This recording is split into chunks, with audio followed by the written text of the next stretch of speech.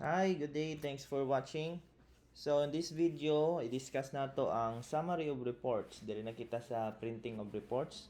So, again, recap lang ta before. Then the last video, we transferred the arbitration case to execution. And then we executed the case. So, it is now then executed. And then, this time, we go to reports.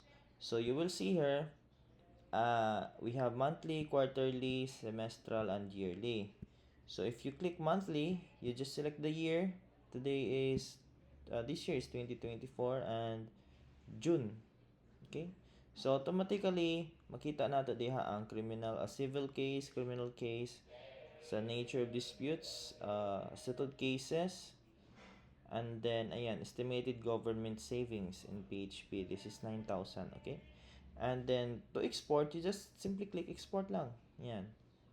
So you will be redirected to a printable page. And also if you notice, medyo off siya because this one is on portrait mode. This should be landscape. Yan, landscape lang dapat siya. And then if you want to put margin, you just put default as margin. Tapos yan, okay na. Tapos sign mo na lang dito. Prepared by the secretary and submitted. I don't think this is submitted by or submitted to. I'll confirm this. Anyway, this can be easily changed man pod. But yeah, yun lang. Sign mo na lang, tapos submit mo yung report. That's it. Tapos ka na sa report.